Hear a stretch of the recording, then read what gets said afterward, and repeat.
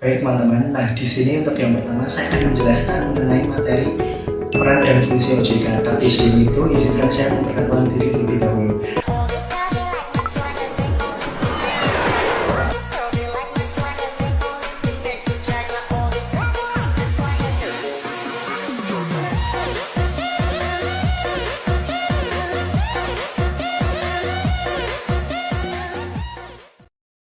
Langsung saja untuk pembahasan yang pertama saya akan menjelaskan mengenai peran dan fungsi OJK. Tetapi izinkan saya menjelaskan terlebih dahulu apa sih OJK itu.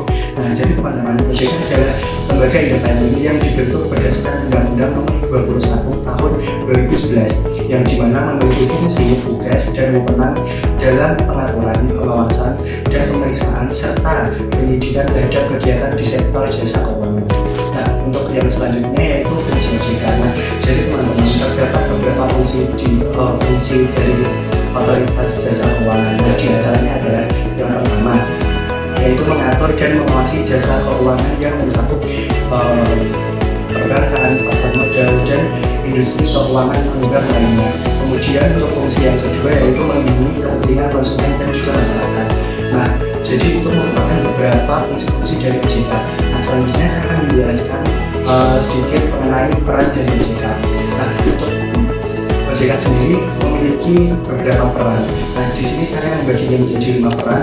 Untuk yang pertama yaitu menjaga stabilitas sistem keuangan, di mana OJK itu mencegah terjadinya krisis finansial melalui pengawasan ketat. Nah, kemudian selain itu bekerjasama dengan Bank Indonesia dan lembaga penjamin simpanan dan komite dalam komite stabilitas sistem keuangan atau KSSK. Nah, untuk peran yang kedua yaitu meningkatkan kepercayaan investor dan konsumen. Jadi dengan memberikan regulasi dan pengawasan yang transparan dan akuntabel, OJK itu dapat meningkatkan kepercayaan investor dan juga para konsumen maupun nasabah. Untuk yang ketiga yaitu mengembangkan inklusi dan serta literasi keuangan. Nah, memberikan edukasi keuangan kepada masyarakat agar lebih bijak dalam menggunakan produk jasa keuangan merupakan langkah yang diambil oleh otoritas jasa keuangan untuk mengembangkan inklusi dan literasi keuangan. Nah, untuk yang keempat, yakni melindungi konsumen dari praktik yang merugikan. Nah, jadi atau misalnya penipuan investasi bodong, perusahaan pembiayaan ilegal dan juga lain-lain. Jadi fungsi dari OJK seperti yang telah saya jelaskan tadi yaitu mengawasi dan juga memonitoring berbagai industri keuangan sehingga dapat meminimalisir kegiatan penipuan investasi bodong maupun perusahaan pembiayaan ilegal dan juga lain sebagainya. Nah, untuk yang kelima yaitu mengatur tata kelola dan perilaku lembaga jasa keuangan, di mana menerapkan prinsip kehati-hatian atau prudential principles. Nah, jadi mungkin cukup itu saja teman-teman apa yang bisa saya jelaskan mengenai fungsi dan peran dari OJK. Untuk selanjutnya akan dijelaskan oleh teman saya. Materi selanjutnya membahas tentang regulasi dan pengawasan dalam sektor perbankan, pasar modal, dan industri keuangan non-bank. Yang pertama ada regulasi dan pengawasan dalam sektor perbankan. Landasan hukumnya ada Undang-Undang Nomor 10 Tahun 1998 tentang perbankan, ada Undang-Undang Nomor 21 Tahun 2011 tentang OJK dan POJK terkait kehati-hatian dan pengawasan bank. Untuk regulasinya, yang pertama ada perizinan pendirian dan kegiatan usaha bank. Yang kedua ada ketentuan tentang modal minimum, kesehatan bank, manajemen risiko, dan tata kelola. Yang ketiga ada aturan tentang anti pencucian uang dan pencegahan pendanaan terorisme. Yang keempat ada penguatan sistem perbankan melalui konsolidasi bank, digital, dan standarisasi teknologi informasi. Untuk pengawasannya, yang pertama ada pengawasan langsung atau on-site, yaitu melalui pemeriksaan di lapangan. Yang kedua ada pengawasan tidak langsung, yaitu melalui laporan berkala, misalnya laporan bulanan, bank umum. Yang ketiga ada penerapan risk-based supervision, yaitu fokus pada risiko yang paling berdampak pada stabilitas bank. Dan yang terakhir ada pengawasan terhadap governance dan kepatuhan terhadap peraturan. Yang kedua ada regulasi dan pengawasan dalam sektor pasar modal.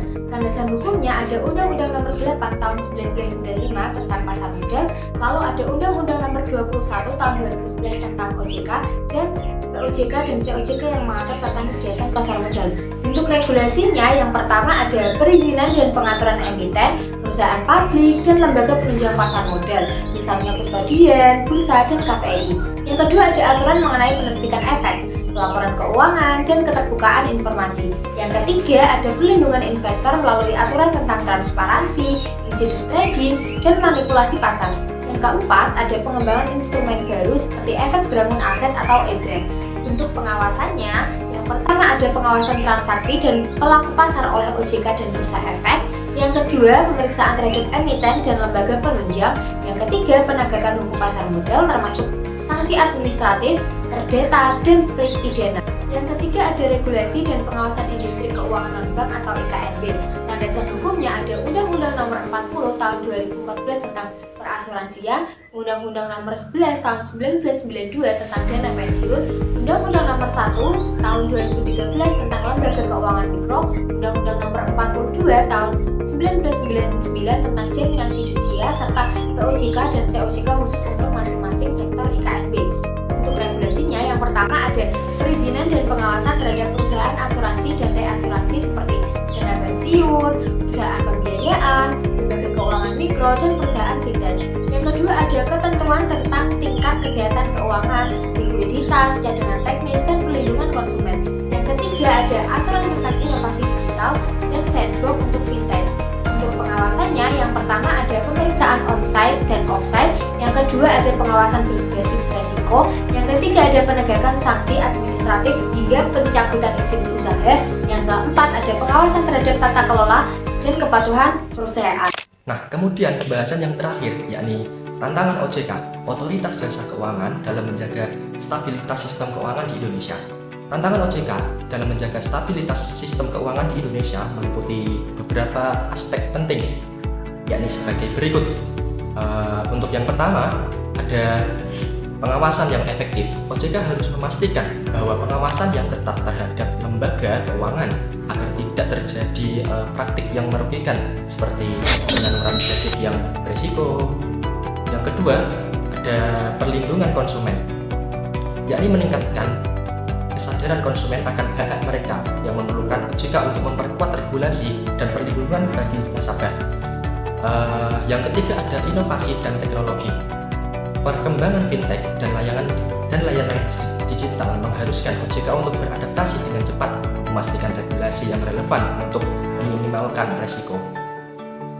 Yang keempat ada mitigasi resiko sistemik. OJK perlu mengidentifikasi bahwa mengatasi potensi risiko yang dapat mengganggu stabilitas sistem keuangan secara keseluruhan. Yang kelima, krisis ekonomi. Situasi global seperti krisis ekonomi dan fluktuasi pasar mempengaruhi stabilitas keuangan domestik. OJK harus siap menghadapi dampak tersebut. Yang keenam, ada koordinasi dengan stakeholder, yakni kerjasama yang baik dengan bank sentral dan lembaga pemerintahan lainnya sangat penting untuk menjaga stabilitas.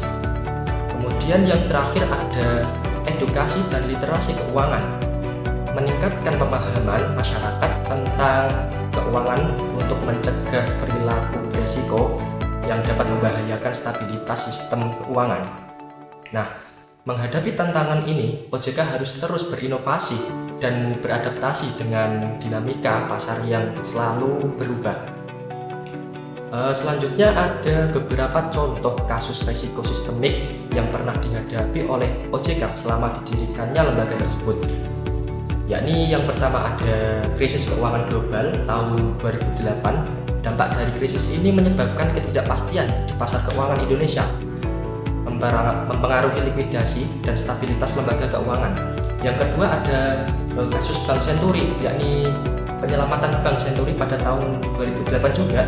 Pada saat itu menjadi contoh penting tentang resiko sistemik di mana OJK saat itu masih bernama Bapepam garis LK, yakni harus menangani implikasi dari kebangkrutan bank tersebut terhadap sistem keuangan. Yang ketiga ada krisis ekonomi akibat kemarin pandemi COVID-19, yakni pandemi menyebabkan tekanan besar pada sektor keuangan dengan lonjakan kredit macet dan penurunan performa ekonomi yang menuntut OJK untuk mengambil langkah-langkah luar biasa untuk menjaga stabilitas tersebut. Yang keempat ada fluktuasi nilai tukar. Ketidakstabilan rupiah terhadap dolar Amerika Serikat dapat mempengaruhi sektor perbankan dan investasi yang menjadikan perhatian utama OJK dalam menjaga stabilitas. Yang kelima ada krisis pada sektor properti. Misalnya penurunan harga properti dan tingginya pinjaman di sektor ini dapat menciptakan resiko sistemik. Sehingga OJK harus mengawasi dan mengatur agar dampaknya tidak meluas.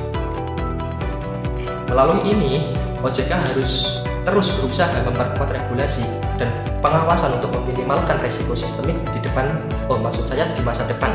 Nah, seperti itu. Demikianlah pemaparan materi dari kelompok kami. Bila terdapat kesalahan, tutur kata maupun etika, kami minta maaf. Namanya juga manusia ya, bukan nabi boy. Oke. Ada pantun sedikit, langit mendung belum pasti hujan, berbuat baik tanpa mengharap belas kasih. Kami pamit undur diri, dari depan cukup sekian dan terima kasih. Wassalamualaikum warahmatullahi wabarakatuh.